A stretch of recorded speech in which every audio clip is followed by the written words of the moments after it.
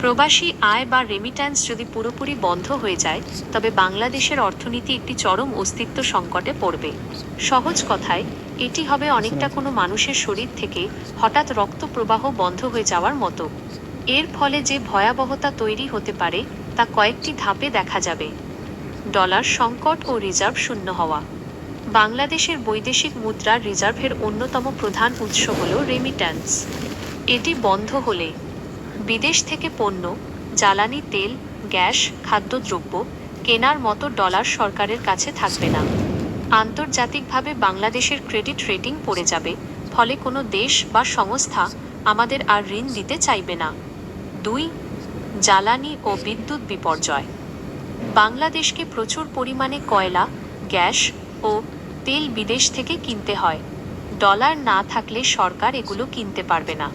ফলে দেশে ঘন্টার পর ঘন্টা লোডশেডিং হবে, কলকারখানা বন্ধ হয়ে যাবে, উৎপাদন বন্ধ, পরিবহন ব্যবস্থা অচল হয়ে পড়বে পেট্রোল ডিজেলের অভাবে।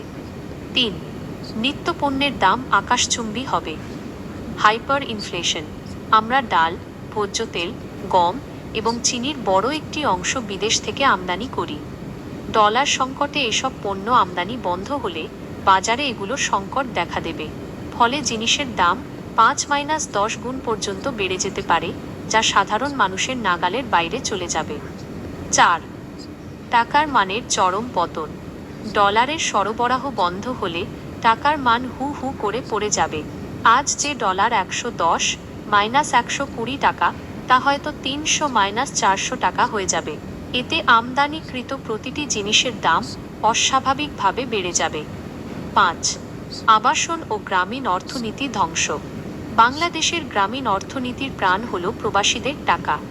রেমিট্যান্স বন্ধ হলে গ্রামে বাড়িঘর নির্মাণ বা রিয়েল এস্টেট ব্যবসা পুরোপুরি ধসে পড়বে।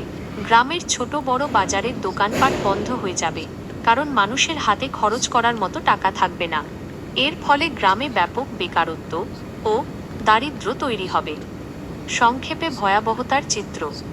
প্রভাবের ক্ষেত্র: ফলাফল: বিদ্যুৎ ও জ্বালানি, দীর্ঘস্থায়ী ব্ল্যাকআউট ও পরিবহন বন্ধ। বাজার দর: খাদ্যদ্রব্য ও ওষুধের তীব্র সংকট এবং চড়া দাম। কর্মসংস্থান: শিল্প কারখানা বন্ধ হওয়ায় লাখ লাখ মানুষ বেকার। ব্যাংকিং খাত: অনেক ব্যাংক দেউলিয়া হওয়ার ঝুঁকিতে পড়বে। বাস্তব উদাহরণ: আপনি সম্প্রতি শ্রীলঙ্কার অর্থনৈতিক সংকটের কথা শুনে থাকতে পারেন। সেখানে পর্যটন ও রেমিট্যান্স কমে যাওয়ায় মানুষ রাস্তায় নেমে এসেছিল, কারণ তেল ও ওষুধের টাকা ছিল না। রেমিট্যান্স বন্ধ হলে বাংলাদেশেও একই ধরনের বা তার চেয়েও ভয়াবহ পরিস্থিতি তৈরি হতে পারে। এই কারণেই অর্থনীতিবিদরা বারবার বলেন যে আমাদের শুধু প্রবাসীদের উপর নির্ভর না করে রপ্তানি খাত, যেমন আইটি বা কৃষি পণ্য, আরও শক্তিশালী করা উচিত।